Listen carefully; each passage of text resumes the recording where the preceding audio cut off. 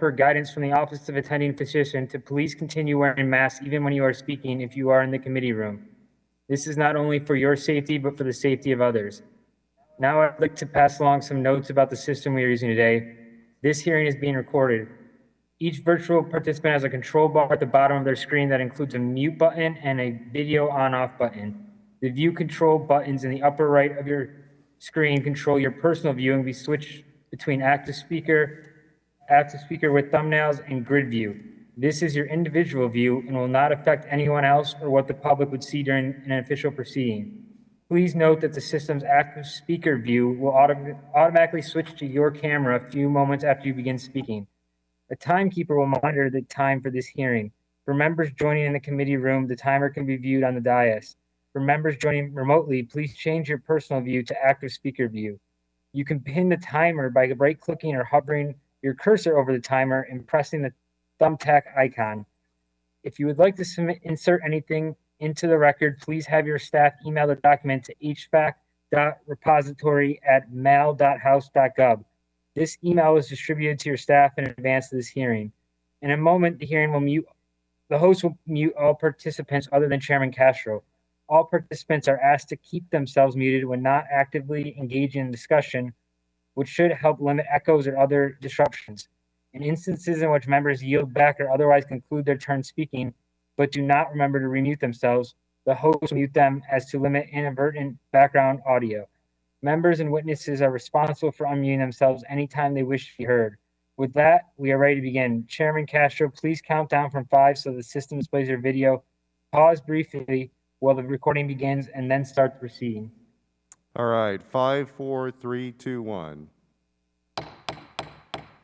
The Subcommittee on International Development, International Organizations, and Global This meeting is being recorded. Global Corporate Social Impact will come to order. Good morning, everyone. Thank you to our witnesses for being here today and for our hearing entitled Innovation and Development Policy, Maximizing Impact and Results. Without objection, the chair is authorized to declare recess of the committee at any point, and all members will have 5 days to submit statements, extraneous material, and questions for the record, subject to the length limitation in the rules. To insert something into the record, please have your staff email the document to the previously mentioned address or contact subcommittee staff. As a reminder to members, staff, and all others physically present in this room, per recent guidance from the Office of the Attending Physician, masks must be worn at all times during today's hearing, including when speaking. Please also sanitize your seating area. The chair views these measures as a safety issue and therefore an important matter of order and decorum for this proceeding. As a reminder to members joining remotely, please keep your video function on at all times, even when you are not recognized by the chair. Members are responsible for muting and unmuting themselves, and please remember to mute yourself after you finish speaking. Consistent with HRES 8 and accompanying regulations, staff will only mute members and witnesses as appropriate when they're not under recognition to eliminate background noise. I see that we have a quorum and will now recognize myself for opening remarks. Thank you all for joining us today for this hearing, where this subcommittee will look at the role innovation plays in achieving a more effective development policy. U.S. leadership on development assistance has a long bipartisan tradition. The work of USAID, the State Department, the Millennium Challenge Corporation, and our other agencies has helped millions of people across the world. We're going to have to pause because there's an issue with the audio.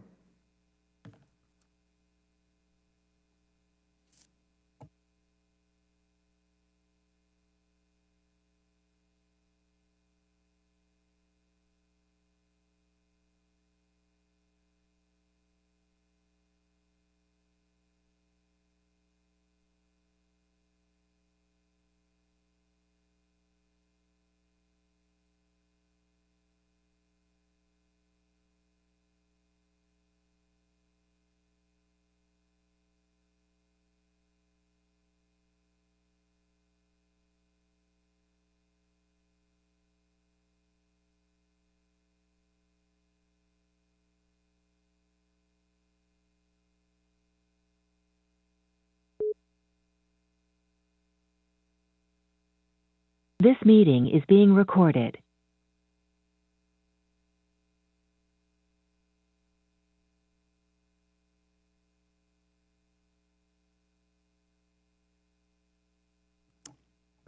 Testing, testing.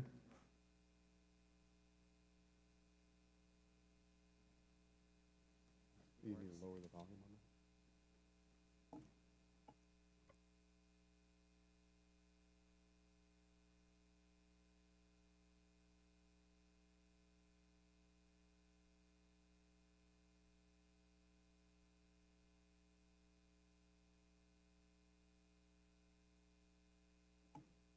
All right, y'all, we're going to start over again because of the audio. So 1, 2, 3, 4, 5.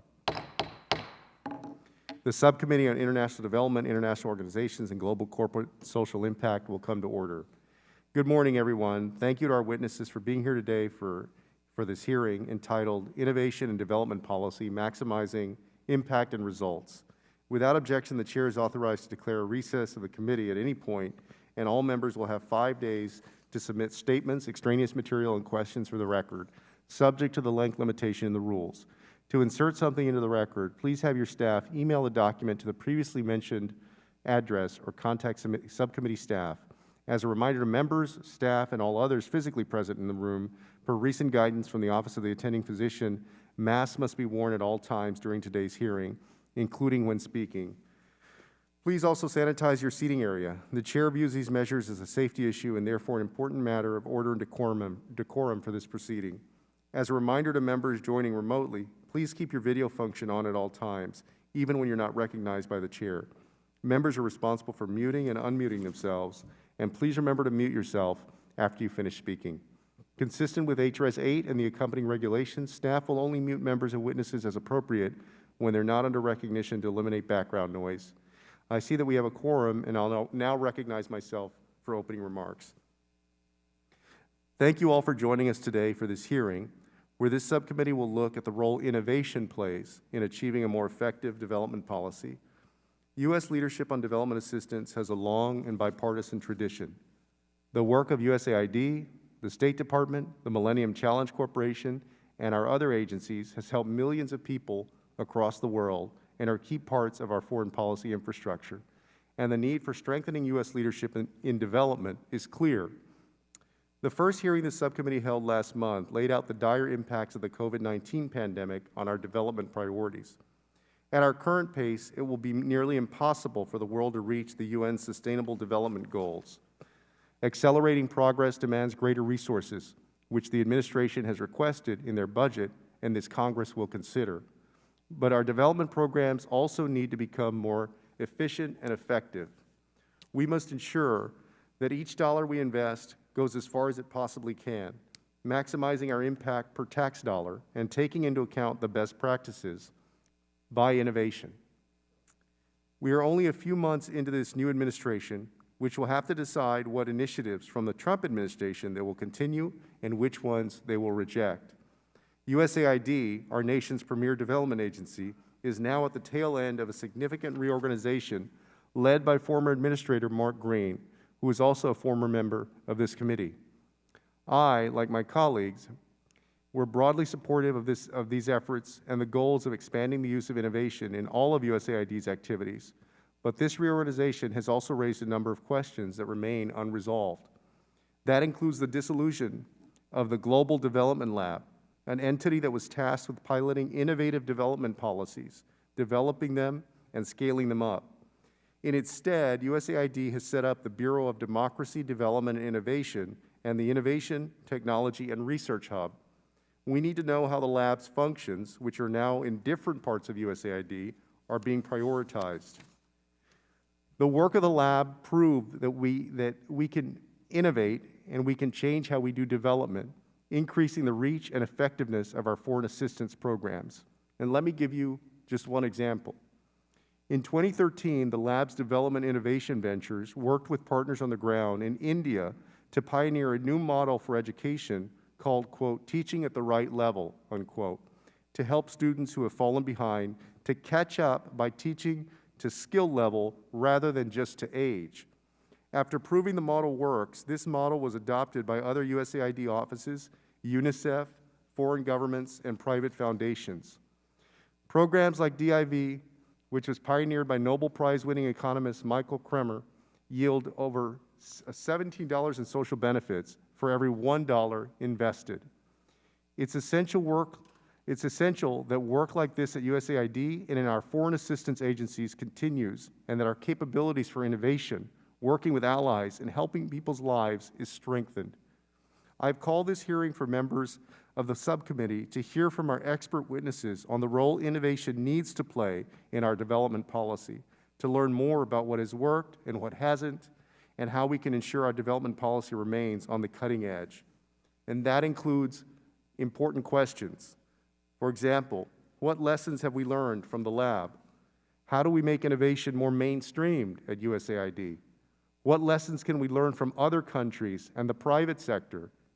How do we better coordinate with our allies on our shared development priorities? As Congress conducts oversight over USAID's innovation capabilities, especially under this new structure, what should we keep in mind? We have 3 distinguished witnesses that we'll hear from on this issue. Before introducing them, I'll turn it over to our ranking member for her opening statement. Thank you, Chairman Castro, for calling this important hearing. I want to thank our distinguished witnesses here today for agreeing to testify and discuss the critical topic with our subcommittee. There's no shortage of global challenges in need of creative and innovative solutions. This has only become more pressing as the COVID-19 pandemic continues to devastate vulnerable communities around the world, from rising poverty rates, food shortages, global school closures, and severe lack of access to health services. Innovative solutions are needed now more than ever. The United States plays a key role in driving innovation in development. As the lead donor of development and humanitarian aid around the world, the U.S. must also lead the way in developing, incentivizing, and integrating innovation in our foreign aid programs. This includes more creative ways to monitor and evaluate our assistance to make sure every dollar is achieving results. If we are serious about innovation, we must address some of the systematic challenges that hampers innovation. Often, bureaucratic systems and processes are not conducive to fostering innovation and working with creative new partners. Tried and true approaches are easier and less risky than pursuing in something new and innovative. The private sector is leading the way when it comes to innovation, particularly when it comes to data and analytics, geospatial mapping, machine learning, remote monitoring, and digital technology. These creative solutions are often developed and financed with support from development finance institutions like our own U.S. Development Finance Corporation, the Global Innovation Fund, and other impact investors. U.S. universities and research institutions, as well as local partners and NGOs, also have a key role to play. The challenge is scaling up these innovations to ensure that they are applied and mainstreamed into U.S. foreign assistance programs.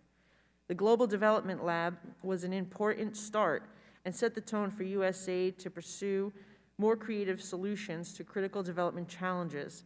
I'm encouraged by efforts to elevate innovation and research at USAID through the creation of the Bureau of Development, Democracy, and Innovation. Within this bureau, the Innovation, Technology, and Research Hub and the Private Sector Engagement Hub are among the entities tasked with carrying out this important work. In addition, the creation of the Private Sector Engagement Policy and the Digital Strategy were welcome efforts, but more must be done. Whether it is shoring up global supply chains, accessing remote communities with digital technology, using community-level data to track trends in migration, and scaling up agriculture and power sector innovations, there are no shortage of challenges to address. I look forward to this hearing and learning more from our witnesses as they share their expertise and provide concrete examples of cutting-edge innovation from their respective organizations, Global Development Lab, the Global Innovation Fund, and Fraym, and how these innovations have scaled up, made our aid more effective, and ultimately improved people's lives. Thank you. Thank you, Ranking Member Maliatakis. I'll now introduce our distinguished witnesses. Our witnesses for today's hearing are Mei Chang, who is the former Chief Innovation Officer at USAID and the former Executive Director of the U.S. Global Development Lab at USAID. Alix Petersen, who is the Chief Executive Officer of the Global Innovation Fund, and Benjamin Leo, the Chief Executive Officer and founder of Fraym. I will now recognize each witness for 5 minutes, and without objection, your prepared written statements will be made part of the record. I'll first call on Ms. Chang for her testimony. Ms. Chang, you're recognized for 5 minutes. Good morning, Chairman Castro, Ranking Member Malliotakis, and distinguished members of the subcommittee. Thank you for convening this timely hearing. The disruption and setbacks of this past year have made innovation in our foreign assistance more essential than ever. We simply don't have good enough solutions for the size and scope of the problems we face today. We should see this not only as a challenge, but also an opportunity for America's preeminence in technology and innovation to shine. But what does innovation even mean? Sadly, many equate it with chasing after the next shiny new thing. In reality, innovation is simply a different way of working when we're seeking a big leap forward in delivering better results to more people. It's often not sexy. Rather, it can be a long, hard slog of taking risks, testing, iterating, and improving. I had the privilege of serving at USAID as Chief Innovation Officer and the first Executive Director of the U.S. Global Development Lab that was set up with a dual mission to produce breakthrough innovations and transform the way we do development. As the chairman referenced, one of the lab's flagship programs is Development Innovation Ventures, or DIV, which seeks potentially breakthrough solutions using a tiered evidence-based funding model. This is similar to how venture capital fuels innovation in the private sector. Rather than making a large upfront investment in something that's still unproven, DIV places lots of small, riskier bets, expecting many will fail, but then doubles down on what works. The good news is that this kind of smart risk-taking pays off. A recent study by Nobel laureate and DIV co-founder Michael Kramer concluded that early DIV investments have already generated at least $5 of social benefit for every dollar invested, many-fold more than the average development program. We have made strong progress across both Republican and Democratic administrations in harnessing innovation to maximize the efficiency and effectiveness of our foreign assistance. I'd like to offer 3 recommendations for how we can continue to expand on that work. First, while it's important to have protected space for experimentation with new ideas, it's also important to graduate successes so that all of our foreign assistance benefits from the latest best practices. USAID has taken significant steps in this direction, and Congress could further accelerate the adoption of the transformative tools essential to today's dynamic environment by authorizing a Chief Innovation Officer and a Chief Digital Officer at each of our development agencies. Secondly, as the lab's original work matures, it can only continue to fulfill its mission if flexible space is created for the next generation of breakthroughs. Unfortunately, the discretion to take smart risks that had been key to the lab's success has eroded over the years as more and more of its budget has become restricted by directives. Now, we know that all companies must invest in R&D to stay competitive. Similarly, to get the most out of our foreign assistance, Congress could consider directing a modest pool of unearmarked funds for R&D, along with flexible hiring authorities to bring in forward-thinking experts. Finally, USAID is one of the best development institutions on the planet. Yet even the most dedicated staff are hampered in their ambitions by excessively burdensome rules, regulations, and risk aversion, which the ranking member referenced. I would encourage Congress to increase flexibility by shifting towards measuring results rather than predefined activities. Focus on what you want accomplished rather than how it's accomplished. This will unleash the ingenuity of the talented staff to get the job done and more. One concrete step in this direction could be to ask that a small percentage of all large programs be set aside for innovation. That is, finding ways to make the bulk of the funding go even further. When I joined the federal government, one leader shared something with me that really stuck. He said, in government, you can't get fired for doing nothing. You can only get fired for doing something. In other words, don't stick out your neck or take any risks. The problems the world faces today require agility, creativity, and smart risk-taking. Qualities America holds in abundance as an entrepreneurial nation with deep reservoirs of talent. I would respectfully ask the subcommittee to send a strong message that we do want our development agencies to stick their necks out in order to secure America's health and prosperity. Thank you again for the invitation, and I look forward to your questions. Thank you. Thank you for your testimony. And I'll now call on Ms. Zwane for her testimony. Thank you very much, Chairman Castro, Ranking Member Maliatakis, and members of the subcommittee. I'm so pleased to see you having convened this hearing on maximizing results in development through innovation. I'd like to recognize and congratulate you on the creation of this subcommittee. The work you're doing here is vitally important, made even more so in the current global crisis, and I'm glad to join everyone here today. Accelerating innovation and development is vital for building back the progress lost or at best paused by the pandemic. And because aid budgets are only a fraction of the resources needed to recover lost ground and equitably grow the global middle class, we also need to get more capital off of the sidelines. I'm the CEO of the Global Innovation Fund, or GIF, which was announced in 2013 by the British Prime Minister and the USAID Administrator as a multilateral vehicle for investing in development innovation, making early stage debt and equity investments, as well as grants. Innovation in development is important because it allows scarce resources to go further. It compresses timelines to meet development goals. While this was true before the pandemic, it's particularly important now. As Anne May said, innovation offers significant social returns, often greater than traditional aid models. As an example, just 5 of GIF's early innovations have generated over $53 million in social benefits directly attributable to GIF's investment. The social value being created by GIF's current portfolio, even after adjusting for risk, is some 180 times greater than the social value that would be created by deploying the same amount of money as cash transfers to people who live on less than $5 a day. The benefits of innovation can best be captured by the application of 2 related policy principles: measuring impact and using that information for investment decision-making, and strategically structuring investment vehicles to create the right balance between flexibility and accountability in deploying capital. My remarks consider each of these principles in turn. Just as commercial investors quantify their financial returns, innovation and development requires quantifying the social returns on investment when making funding decisions.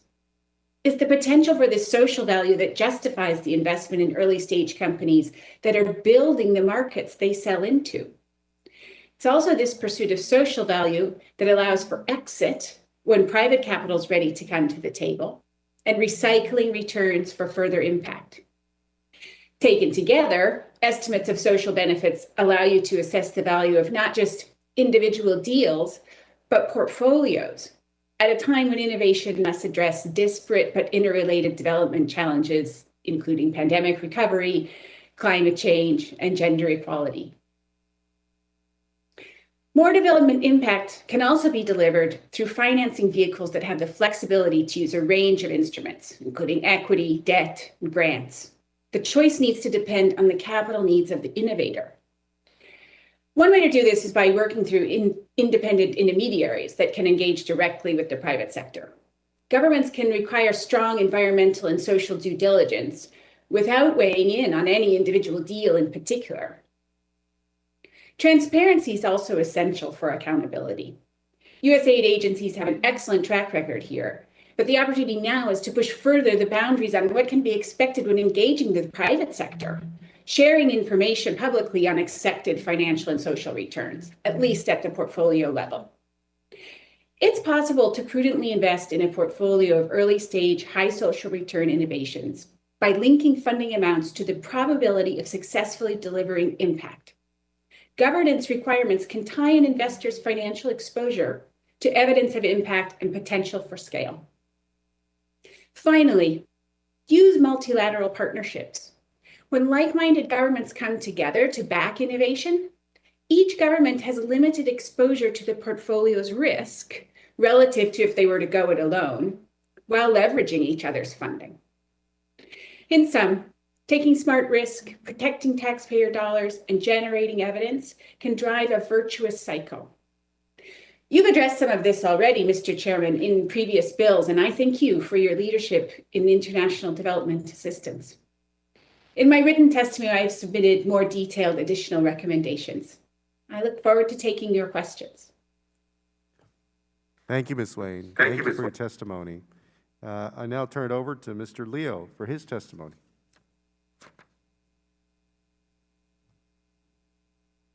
Thank you, Chairman Castro, Ranking Member Maliatakis, and other members of the subcommittee. It's a real honor and privilege to be here with you today.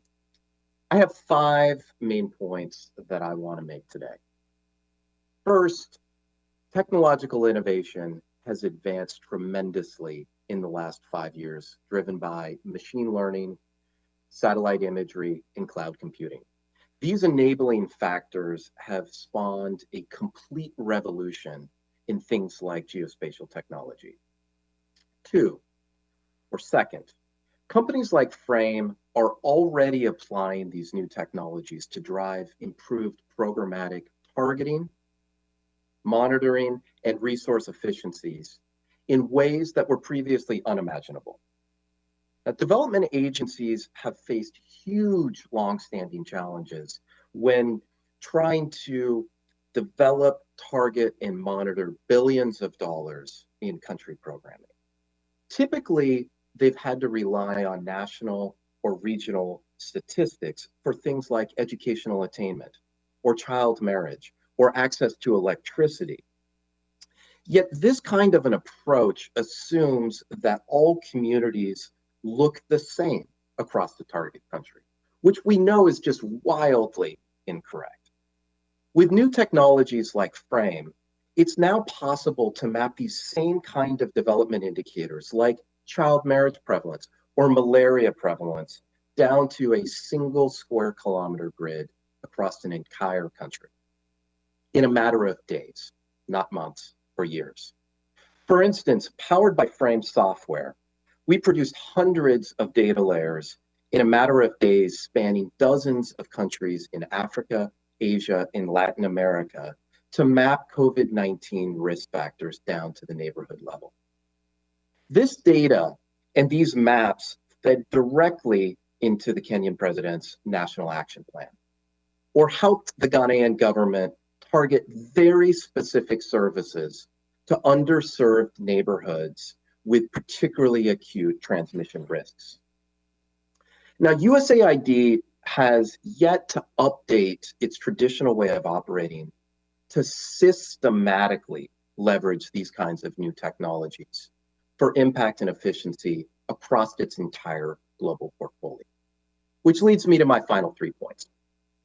Third, USAID remains largely focused on incentivizing ad hoc or non-commercial interventions that have a very hard time scaling across its entire program portfolio. Now, it's clear USAID has done some very exciting things and has supported very exciting innovation and intervention. However, most of these efforts have been channeled through challenge grants, academic experiments, or niche projects that focus on innovation on the margins or very, very specific types of applications. They rarely scale, either because they're one-off experiments or the sponsored organization doesn't have the resources or the incentives to build a highly scalable solution. This is particularly true when the recipients are NGOs or academic institutions that are incentivized to cover personnel costs and far less incentivized to make the capital investments that will transform a promising prototype into a truly global capability. Fourth, USAID should learn from how the Defense Department and the intelligence community are ambitiously funding and streamlining technological innovation to address mission requirements. These agencies have a range of transformative programs and vehicles that match commercially viable AI/ML innovations to core mission requirements. These programs deploy billions of dollars each and every single year to find promising new technologies in the private sector and match them specifically to warfighter and intelligence analyst requirements. Fifth and last, USAID also should systematically incorporate new technological approaches in its multi-year program and project contracting processes. Now, USAID has a very well-established process for awarding large multi-year contracts. Challenge is that Fraym and other new technology companies are often stalled in delivering to maximum effect and to maximum capability within these types of multi-year bilateral awards. Our scalable solutions are locked in these subcontracts in these bilateral programs, and like I said, are often suboptimally utilized. If USAID more clearly communicated demand for these types of cross-country, portfolio-wide technologies, both more broadly as well as within individual RFPs, this would help address this structural challenge. In conclusion, there's a tremendous and extremely timely opportunity to harness the massive technological advances that have occurred in the last 3 to 5 years to help streamline commercially viable technologies in ways that deliver improved USAID targeting, impact, and cost efficiencies. Thank you very much. Thank you, Mr. Leo. Thank you for your testimony. I'll now recognize members for 5 minutes each, and pursuant to House rules, all time yielded is for the purposes of questioning our witnesses. Because of the hybrid format of this hearing, I'll recognize members by committee seniority, alternating between majority and minority members. If you miss your turn, please let our staff know and we'll circle back to you. If you seek recognition, you must unmute your microphone and address the chair verbally. And also, sometimes we give a little bit of extra time to both the witnesses and the committee members for their questions. But as you all know, we're in the middle, or we're about to start a series of votes. So I'm going to try very hard to keep everybody on time. So I would ask both the witnesses and the committee members to be cognizant of the clock, the 5-minute clock, for the witnesses or for the committee members. If you're with us virtually, make sure that you're on the grid view so that you can see that 5-minute clock. And if folks go too far over it, don't think me rude, but I'll cut you off because we've got votes going on. All right? So I'll start by recognizing myself. One of the major challenges impacting innovation is the reorganization of USAID. That eliminated the development lab in its prior form, but put many of its key components in other parts of the bureaucracy. I wanted to ask Ms. Chang, how do you see the reorganization of USAID impacting its ability to innovate, and what should Congress and the new administration keep in mind to ensure innovation continues to be prioritized at USAID? Thank you for your question, Chairman. The reorganization is still relatively new, but I believe that it still preserves the vast bulk of the lab's functions within the new Innovation, Technology, and Research Hub. I have no reason to believe that this new structure can't be equally successful, but it is still early days. What I think is important for us to look at, though, is whether in the new structure or the old structure, to look at how are we going to meet a dual challenge. One is to mainstream the successful approaches that the lab has pioneered and that exist across USAID so that we benefit from them across all of our programming, while also preserving the space and the flexibility to identify those next generation of breakthroughs. Sometimes that can be difficult within the same organization because there's a tension between working with the rest of the agency and integrating with programs and taking a step aside to be able to have that blue sky thinking and experimentation space. Well, thank you. I want to ask Ms. Zwane a question also about the Global Innovation Fund. The Global Innovation Fund was set up in partnership with the Global Development Lab and with the help of the government of the United Kingdom. In fact, the United States continues to hold a board seat in your organization. I understand that the United States, after providing an initial amount of funding, has not committed to support the Global Innovation Fund with funding, even though our partner countries continue to do so. Ms. Zwane, can you walk us through the history of the fund and how the United States can better support the fund. Thank you very much for the opportunity to reflect on the history of GIF. The Global Innovation Fund was announced in 2013 by David Cameron, then the Prime Minister of the UK, and Raj Shah in his role as USAID Administrator. Building on the successful track record of DIV within the Global Development Lab and inspired by that, but deliberately created to be a multilateral investment vehicle that could also engage directly with the private sector. So we have thus far deployed about $100 million in capital in a range of debt and grant and equity investments. One way to think about GIF is as operating in a sort of nexus in between DIV and challenge grants that come out of USAID and the US DFC. So we are an early stage venture investor with the ability to follow on fund companies in our portfolio with the hope that they could eventually graduate to DFIs like the DFC. The initial commitment from USAID to GIF was a 5-year commitment, which expired in September. And we continue to look forward to working with USAID under some new form of agreement or a new form of partnership that reflects the relative maturity of GIF and, as Anne May was speaking about, new thinking within the agency about how to fund innovation.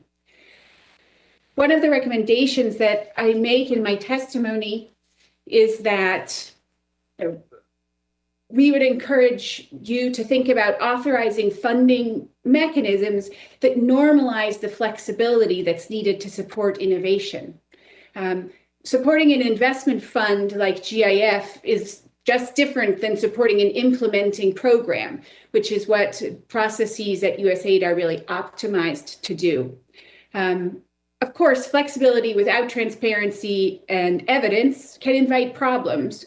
But we think that there is a way and that there's a track record at GIF of marrying flexibility with a focus on evidence and transparency that allows for appropriate accountability in deploying taxpayer dollars for innovation. Thank you, Ms. Zwane. All right, I'll turn over to Ranking Member Malliotakis. Thank you very much, Mr. Chairman. I wanted to focus on 2 things. Some of the key challenges that we're facing in getting private sector partners. And Mr. Leo talked about this a little bit, and I was wondering if he could help elaborate how we can try to get them to work more with USAID. I know that the creation of the private sector engagement policy and engagement hub improved collaboration, but what more can be done? And anyone's free to answer. I just know Mr. Leo had focused on that specifically. Thank you very much. It's a great question, or a couple of questions. I'd add a little bit more color, a little bit more detail. We're very supportive of the new private sector engagement hub within the Bureau of Development, Democracy, and Innovation. It has a very strong potential to bring systems level thinking to put in place the organizational requirements and capacity that would better and more effectively engage with companies like Fraym. It's still relatively early, but we view it as a good step, and we've already had some interaction and positive interaction at that. The pieces that I would humbly recommend have to do with ambition and flexibility in the vehicles, and to bifurcate between localized innovation and intervention for delivering particular kinds of services and truly global new technologies that can be applied across the entire portfolio. So a couple of really powerful programs that I alluded to from the Defense Department are the Small Business Innovation Research, or SBIR programs, or some of the funding that's in the Joint Artificial Intelligence Center, or JAIC, or even InQTech. where they are making a portfolio of bets where they are specifically empowering companies to identify end users that have a specific pain point that is systemic in nature, and to be able to prototype and then, if successful, scale a solution for them. The Air Force, Army, and other DoD agencies are investing a lot of money in this. And those programs make DIV, which is a great effort, look very, very niche, very small, and not applied across the entire portfolio. So I think there's pieces from outside of USAID that really could be pulled in if Congress wanted to support the same level of ambition to harnessing the technology that has just rapidly transformed the private sector in a handful of years, and bring that tech, bring those solutions into government for impact and efficiency in very specific ways. Great. Thank you. And the second issue I wanted to bring up was ensuring that, all these investments are measured, right? That we want to make sure that particularly when we're using taxpayer money, we want to make sure we measure the metrics, measure results for effectiveness. And so this is open to everyone.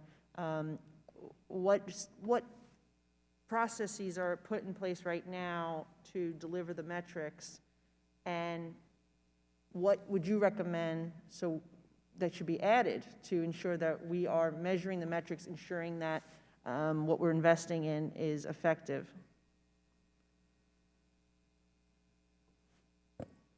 I would just double down on what Ben said earlier, and also say that part of how we can help the private sector be better partners with the private sector is to allow greater flexibility, so that because technology moves very, very quickly, and when we have monolithic programs that are designed and planned 5 years in advance, it's very difficult for us to anticipate the technologies that will be available a few years down the road. And so offering that flexibility will be a better way to partner with the private sector.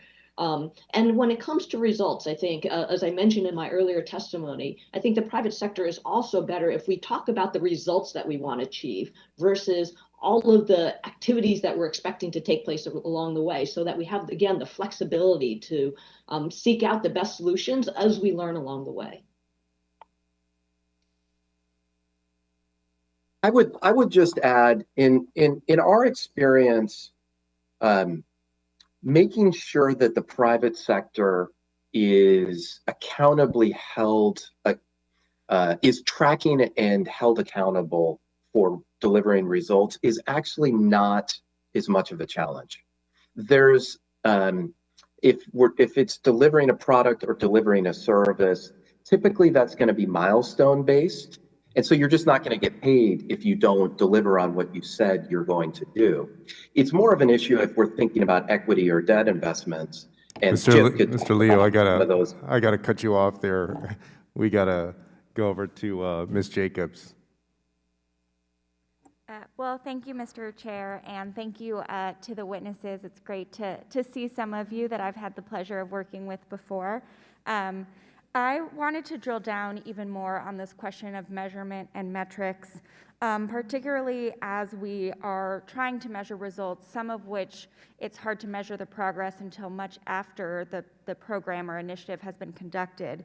So how do you think we should be thinking about measuring that progress, and what kinds of metrics should Congress be asking for so that we can both make sure we're providing flexibility but also accountability, and also giving that space for the longer term programming outcomes? I guess Ms. Chang. Okay. Alix, why don't you go first, and I'll fill in after you. Well, one piece of advice I think I would urge us all to reflect on is going beyond metrics that are about people reached. It's simply quite difficult to interpret what it means if you reach somebody with a radio message versus if you save someone's life. And when we are building portfolios of development innovation, you've got to find ways to push towards having apples to apples comparisons. And you have to have standards for updating these measures of impact. So both Anne May and I mentioned in our opening remarks measures of social return on investment that you can do as ex post calculations. It's possible to predict those in advance and update those calculations as you learn more about the performance of the particular innovation. GIF has a tool that we've developed precisely for this that we use to calibrate whether the predicted and estimated social value of an innovation makes sense ex ante, and then you can update that to determine whether additional capital should be invested in the project. There's a similar tool at the DFC called Impact Quotient, which I think shows a great deal of promise. And certainly the MCC has been a real leader in doing economic return calculations. So I think ambition is warranted here, despite the fact that it will require modeling and then updating over time. And Representative, I think you're right. This is one of the biggest challenges for innovation, and why it's so much harder to innovate for global development than it is in the private sector many times, is that the results we seek are not as simple as an e-commerce transaction where you know the next second whether it's taken place, but we're looking at breaking generational cycles of poverty or governance or things that take a long time to realize. And how we go about that at agencies like USAID is we develop a theory of change. We do one thing, it leads to another thing, leads to another thing that eventually leads to the result we want. And so, for example, if what we're trying to do is increase the incomes of poor rural farmers, it can take years maybe to see if we've increased their income. But if some of the things that we're doing to do so are, for example, to train them on better farming techniques, to provide them with fertilizer, we can look immediately and test those earlier linkages in the theories of change to see, are the farmers adopting these new farming techniques? Are they using the fertilizer? If they're doing so, then we're far more likely to see that impact over time. And so by measuring the progress in those earlier linkages in those theories of change that we create, we can see if we're on track, and we can start to optimize and learn and improve on those earlier linkages so that we ultimately are more likely to hit our goals. Thank you. And then this question is for Ms. Zwane. I wanted to drill a little more down on the blended funding models, and in particular, what specific examples or initiatives you can give on which kinds of layers have been successful, and exactly who and what were layered in that blended funding model in 30 seconds. I'll be very brief, yes. Typically, GIF can act as the first institutional investor in a company with convertible debt or early stage equity. And then what we seek to do is, in some cases, to bring on more commercial capital directly in the capital stack, or help a company get to the next round of funding, which at that time commercial capital could come in. So there's a variety of approaches that we can use here. Thank you. All right, we'll go to Mr. Issa. Thank you, Mr. Chairman. I'm going to follow up on Congresswoman Jacobs's line of questioning with a couple of questions. First of all, I appreciate that it's difficult to test and quantify, particularly in real time. On the other hand, funding year after year, if you can't test, becomes a question. So one of the questions is, how many of the $100 million of investments can you show us that are available, transparent, had a goal at the beginning, the goal has been tested, and the goal has achieved? In other words, how many of those examples could I go online today and see so that I could genuinely evaluate, let's assume I'm the angel investor, that not that I haven't lost money in some places, not that there aren't some that are still to be understood and tested, but when you say, well, we've gotten this $5 return for each dollar, where do I go to find the $500 million return on 100 million, which really is probably a 15 or 20 fold on those, since many of them either haven't been tested or have failed. I think that's for me, Representative. Yes. Yes. Yes. Thank you very much. So one thing I'll begin by saying is that there's a nonprofit called Publish What You Fund that has a development finance institution transparency initiative underway. And they've set out best practices for transparency for DFIs or institutions like GIF that invest directly in private companies. And so we've taken it upon ourselves to meet the Publish What You Fund standards for transparency. So for every investment that we've made, it's available to see on the website, on our website, what our investment thesis was at the time. At the portfolio level, we also publish estimates of social rates of return. You can't necessarily do that on a company by company basis because there's proprietary data there, but you can see it at the portfolio level. And I think this is achievable for DFIs in general, if GIF can do it as well. Well, so, let me follow up because you've given me the first answer. Let me try to get the second question in because it drills down. When we look within the portfolio, and I understand there's proprietary information, but as, if you will, one of your investors, how do I see that you're choosing to reinvest in the winners and choosing to abandon or reduce your future investment or change your future investment in those that have a lower social return? And then obviously, where do I find a calculation of the social returns? Because without drilling that down, it really is of no value to know that, you know, everyone I know invested in Facebook, but nobody wants to tell you how many other investments they did that do not equal or equal or exceed in losses what they made in Facebook, but they all talk to you about the winnings at the track. So that's a helpful analogy to keeping us all honest. So there's two ways, I think, to look at how savvy we've been as investors. One is to look at exits and those as case studies around when we've chosen to exit from investments, and how and when we did that, what kind of financial returns we've made, but also what choices did we make to make sure we didn't crowd out private capital. So in my written testimony, I give an example of a company in Uganda that we invested in with convertible debt. And then when they raised an initial equity round, ultimately, it was oversubscribed with commercial capital. And we did not participate in the round and allowed ourselves to be bought out. In that case, we made a 1.6x return on the initial capital that we invested on financial returns, and then social return on top of that.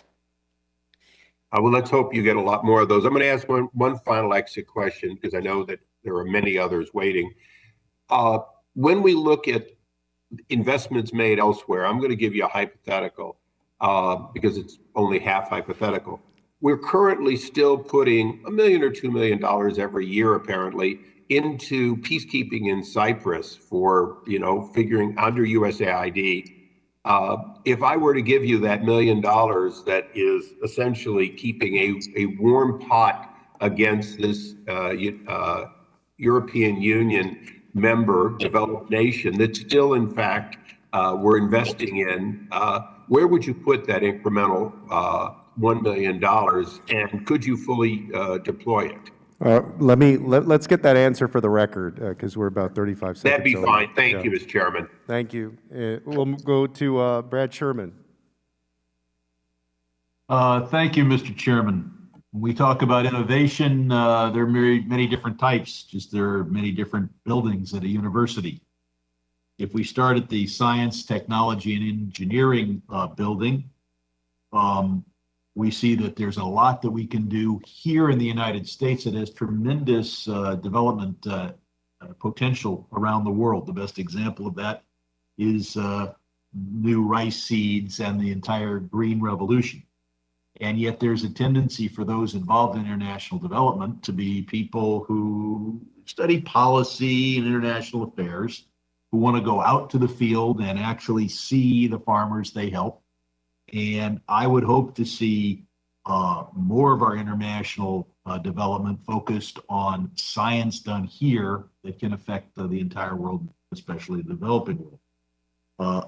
Another part of engineering is to develop new transportation systems that can help bring aid to very remote areas in times of crisis, particularly when roads and ports are often destroyed by natural disasters. I've become a helium head, seeing the advantages someday of having blimps being able to develop, to deliver aid to the most remote areas. That can be done if they have buoyancy control. But the greatest scientific crisis we face is still the COVID virus, where it's critical for our world leadership, for our economy, and for our development goals that we get the entire world vaccinated. And that's, of course, critical for the safety of Americans as well, since everyone who gets infected is a chance for this disease to replicate and mutate and perhaps come back in another form. Unfortunately, to illustrate the problems we face here, our COVID people here in the United States are refusing to do research on how to use less vaccine serum, particularly for those under age 55. There's a lot of literature that says it would work. And their attitude is, well, by the time we get the results, it won't help any Americans because they'll all be vaccinated. A underinvestment in scientific research, a international development approach that doesn't focus on science, and science that focuses only on helping the United States doesn't get us where we want to go. A second area that's more relevant to my other committee assignment on capital markets is that we need to see funds that invest in poor countries and that are available particularly for pension investments. We here in the federal government have in effect a 401k, we call it TSP, and you can invest in foreign stocks, but only pretty much the European Union and Japan in one international fund. Those who wanted to use their own investment dollars to see greater development in the developing world are not allowed to do so if they're federal employees, and that's pretty much true throughout pension investing in 401ks. Ms. Zwane, I've become familiar with the work of the GIF, the Global Innovation Fund, and I commend you on that work. I wonder if you have learned lessons in dealing with COVID around the world that would be useful to the U.S. government as we continue to battle this disease. Thank you very much for that question. Certainly, at the beginning of 2020, it became apparent to us that companies that were in our portfolio were really going to face a liquidity crunch in 2020 through no fault of their own. Companies were at risk, not because of sort of creative destruction of well-functioning markets, but instead things that would destroy real value creation. So we worked hard to pivot to providing bridge financing to companies in our portfolio to help protect the social value that they were on track to creating. And it's actually a good example of why flexibility is valuable. We were able to pivot towards these kind of bridge financing rounds that we hadn't anticipated would be needed. And we're also able to pivot towards funding innovation for COVID response because our resources are relatively flexible. So we had maybe our busiest year ever in 2020, very much, leaning into being part of addressing COVID as opposed to sort of taking a defensive crouch. One thing we've seen is that actually some companies, it was a good forcing mechanism for them to think more about using mobile platforms, using technology, using machine learning in ways to get out to reach people when we're all really hunkered down. And so there's some innovations in our portfolio that I think are going to be stronger for having weathered the COVID storm. So that was a good lesson for us, and that I think is widely applicable, building on some of what Mr. Leo testified about earlier. Thank you, Ms. I have Zwane. so many questions, but so little time. I yield back. Thank you, Mr. Sherman. We're going to recess the committee for about 5 to 10 minutes, the subcommittee, just because votes are going on, and we should be right back.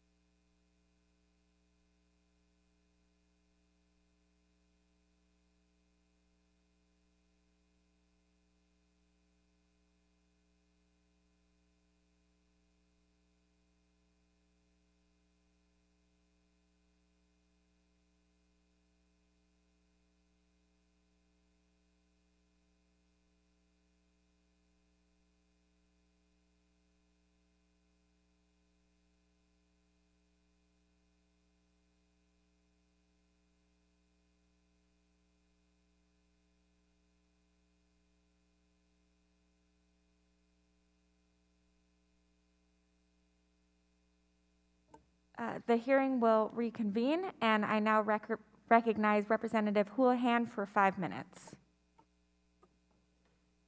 Thank you so much to the witnesses here today. I have a couple of prepared questions, but I actually have some questions as a result of your opening remarks. And my first one is for Ms. Chang. I was hoping in your opening remarks you gave such a beautiful and compelling vision for what it was that we could be doing in the area of innovation.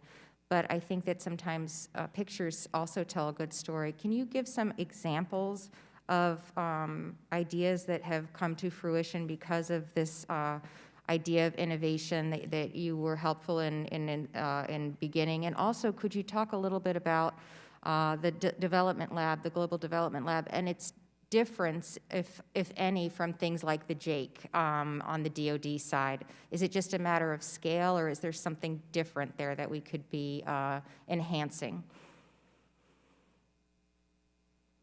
Thank you for your questions, Representative. There's so many examples. I'll just give a few very briefly, just to give a sense of the breadth. I think some of the examples are examples of new ideas that we never would have come across, like the ODON device, which is a assisted device for assisted birth that could replace forceps and become much safer to use in developing countries. That was designed by an Argentinian car mechanic in response to one of our grand challenges. We also have another example of something called real gardening that was designed by a South African 17-year-old woman, which is she came up with this idea of a strip that you would place seeds in order to allow people who are having small gardens both conserve water, because they would know only to water where the seeds were planted, and also know things like how to space the seeds, includes the fertilizer and so forth. There's also sort of more mature innovations where we're not just coming up with the early stage ideas, but some later stage things like Vision Spring, that's bringing eyeglasses to people around the world, where there's over 1 billion people who need eyeglasses and still don't have them, even though this was an invention that came around hundreds of years ago. And Pratham, which was mentioned earlier, is also another innovation that the lab has invested in, really looking at how do we scale this. And it's an intervention that is potentially very applicable in this time where a lot of children are falling behind on their schooling. In terms of the DoD, I'm not that familiar specifically with that program at the DoD, but what I would say is, compared to something like DARPA at the DoD, the lab has been certainly much, much smaller. And also the DARPA, I think, is looking much further out in the long term in sort of more the pure research realm, whereas the lab is more in the sort of applied research space, where we're really looking at practical solutions that could make a difference in the next few years. So hopefully that answers your questions. Yeah, thank you. And that kind of transitions me over to Mr. Leo. I also serve on the Armed Services Committee and have served in the military in acquisitions, amongst other things. And I was sort of stunned by your ask for us to model what we're doing after the DoD on the HVAC side, because we certainly have some innovative ideas on the DoD in that area, but only relatively recently. And then you spoke a little bit in a previous question about the JAKE as an example, and CIBR, and was wondering if that's the kind of thing you mean when you're saying we could take a page out of the DoD, or is it the kind of programs that we have that are almost like Shark Tank, that are things you're looking for? How could you elaborate a little bit more on what you mean by that? Yeah, I would be happy to. So specifically, I think that there's a lot of opportunity to apply something like a CIBR, where there is a direct linkage with a sequenced and milestone-based approach that matches really promising new tech, brings it into a DoD environment to address a very specific workflow or mission pain point. And if it's successful, then it is designed to sequence and scale over time into a program of record.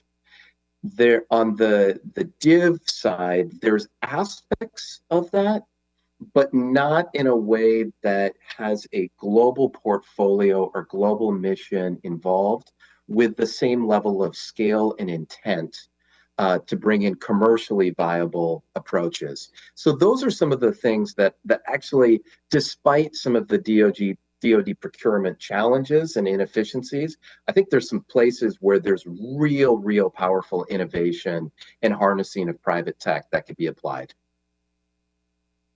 Thank you. And then I think for both of you, one of the things that I think is consistent both on the DoD side and on this side as well, on the HVAC side, with these ideas and innovations is the operationalizing of them and the fact that we don't necessarily value resources or sending resources to scaling ideas, but rather value other things in the ways that we allocate funds. How can we be better at directing money to the operationalization, of ideas that come out of innovation? And I guess maybe if I could direct that to Ms. Chang first. Yes, I know we're short on time, so I'll be brief here. I think it fundamentally comes to the incentive system within the agency and within our implementing partners. When we incentivize people to create plans and execute on those plans over several years, there's a tendency to take the sort of traditional solutions and apply them because they're tried and true, and we know that we'll be able to deliver them. I think that if we shift more to driving performance, demanding that we improve performance over the course of a program and really holding programs accountable for results, then there's going to be much more of a demand for both innovation tools and the innovations themselves. Mr. Leo, do you have anything to contribute? Yes, I do. It's a great question as well. I think there's always going to be a need for localized solutions because the nature of some of our development challenges need to reflect complex local settings. There are a range of issues that are and tech enabled on identifying target beneficiaries, being able to have iterative data collection, for instance, that are applicable across almost every single program or project across USAID's portfolio. And we're not focusing in on the synergies that can be achieved with those kinds of activities. And those are some of the places where there's been the most innovation in a very short period of time that we're just not utilizing. And I think there's a lot of different ways to do it much better, more efficiently, that will also lead to more impact and cost savings. Thank you. And with my final, or one of my final questions, this is for Ms. Zwane. One of the SDG goals is to achieve by 2030 gender equality, which seems like a very vast and grand goal. How can innovation, in your opinion, play a role in supporting that goal of global gender equality?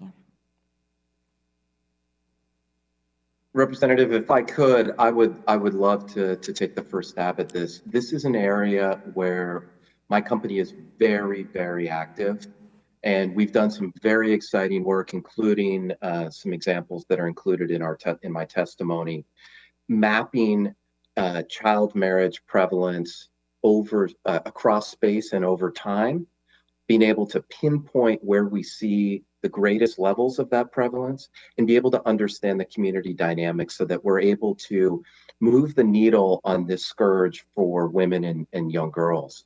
And those are some of the examples where I think we can take a very laser focused approach to identify where there is the greatest concentration of inequity, lack of opportunity for women and girls, whether it's educational or on the employment participation side, and then be able to develop very focused programs, initiatives, and policies to move the needle in an iterative way.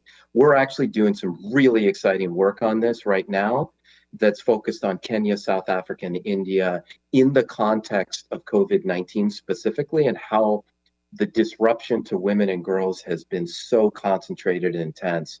And over the next month or two, we're going to be putting out some really cutting edge work on this. We'd love to be able to share that with you and your staff and keep you apprised on that nexus between tech and promoting gender equality.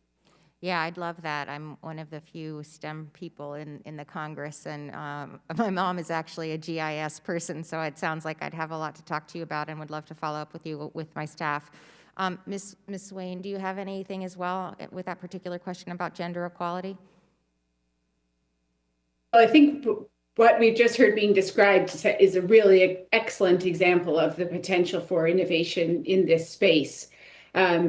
We are also ourselves very interested in backing education programs that involve both boys and girls in thinking about gender roles as they're entering into adolescence, and thinking about multiplicative ways to scale those models through franchising and other approaches there, so that you can have really big, bold goals and not be limited by the capacity of individual NGOs.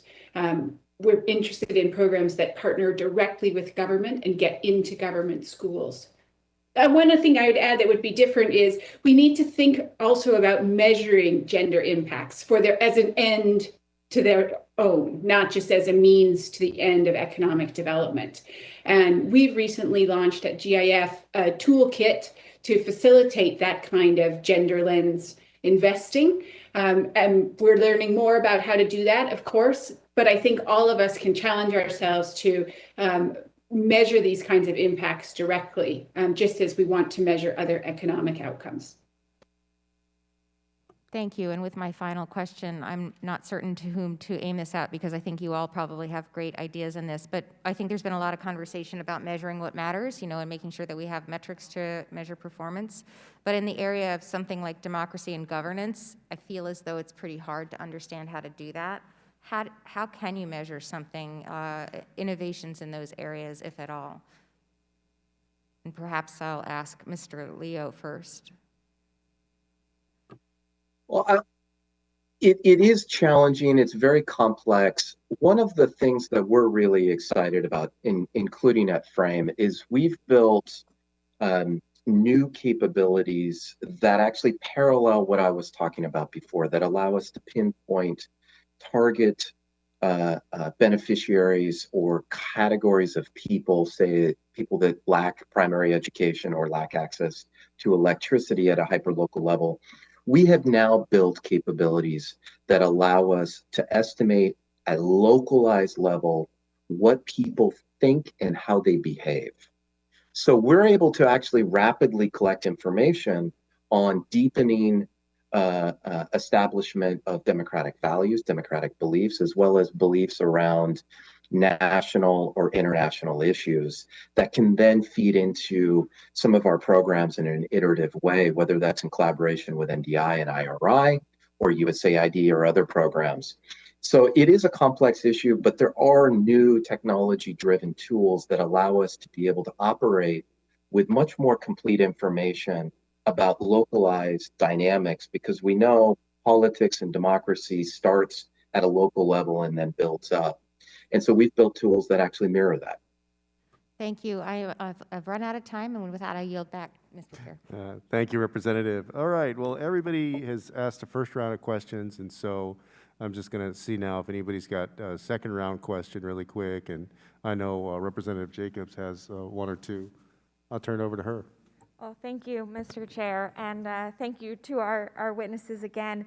I wanted to follow up on the question that my colleague, Representative Houlihan, just asked on the democracy and governance. And I think a lot of times it's as hard to get people to think about how to do innovation differently as people in the innovation and tech space to think about how these challenges are actually quite different. That it's similar to how it's not just in e-commerce where you can measure the transaction. We also have to think about the human impacts of all of these different things and risks that we're taking and things that we're trying. So I was wondering, Mr. Leo, if you could talk a bit about how your organization is thinking about the potential misuses of this data, or how governments might use that kind of pinpointed information for ways we wouldn't want.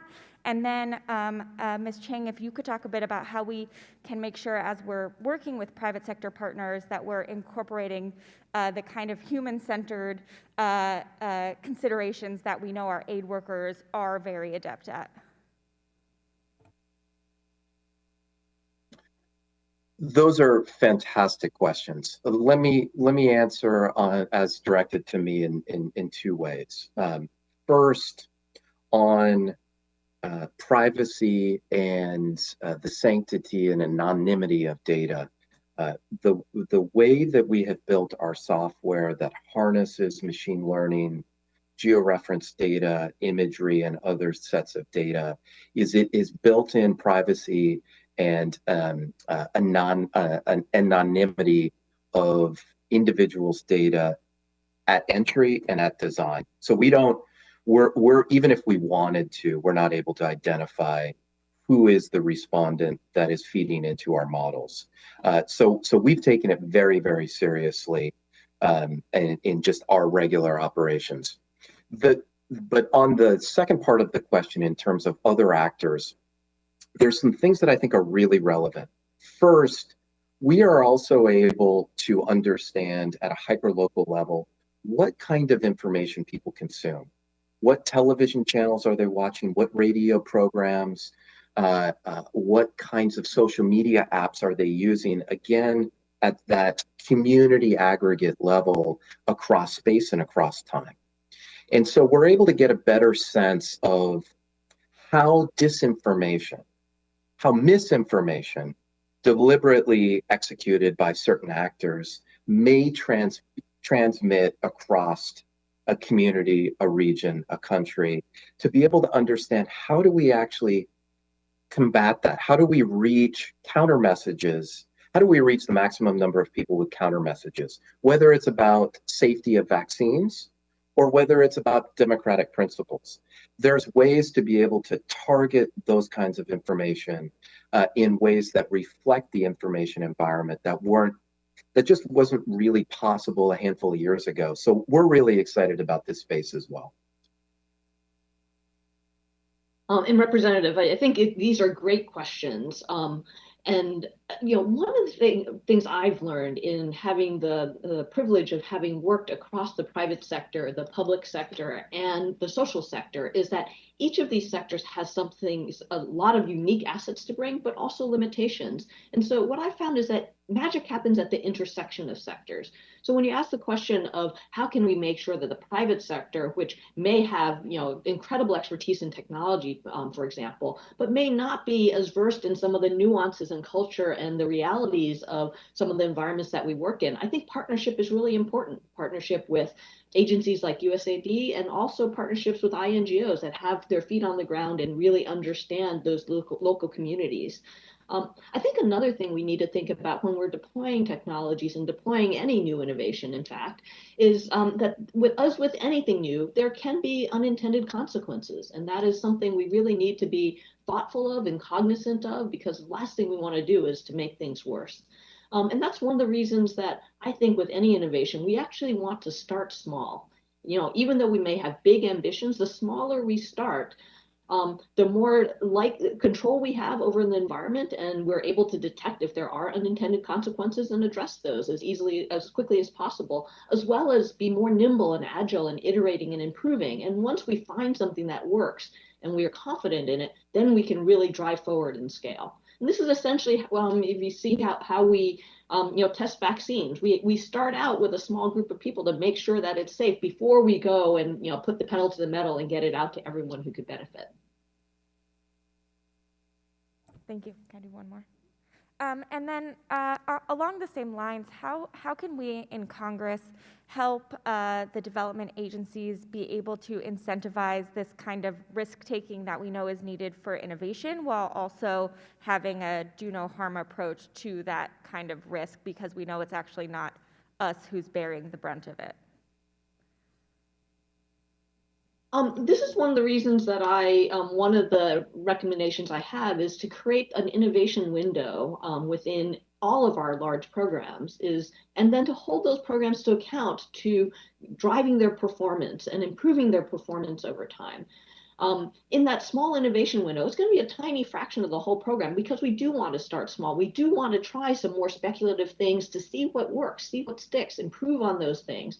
And then once those things really show traction, then we can mainstream them across the rest of a large program. A lot of these programs last for 5 years or even more. And so there's a lot of time within those 5 years to not just take a static program that might have been designed even a few years earlier, but to be dynamic and to be learning constantly and to expect that in year 5, we are making dramatically more impact, being dramatically more cost effective than we are in year 1. And right now, those expectations aren't really built into the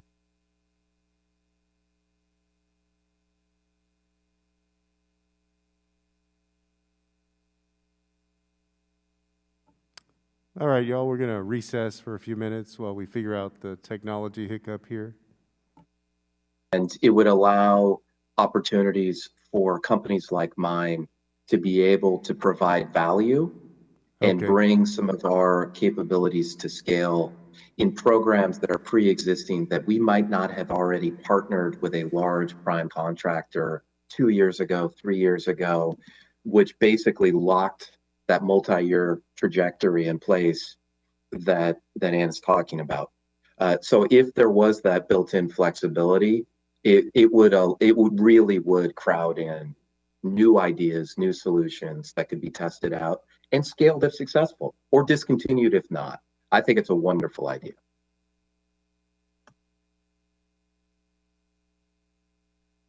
All right, thank you, Representative Jacobs. And that concludes our questions for our witnesses. And so I'd like to thank everyone again for joining us for this subcommittee's hearing. Thank you to the witnesses. Your testimony was important and impactful and will help guide the rest of our work in this term. As we've heard from our witnesses, the United States government and our partners have a solid foundation of work to build off to advance innovation in foreign assistance. What we need is to continue prioritizing innovation, investing in the capabilities, authorities, and leadership at USAID to develop new ideas and to support their widespread adoption. The subcommittee will consider the issues discussed today in pursuit of our oversight and legislative responsibilities. Thank you all. With that, our hearing is adjourned.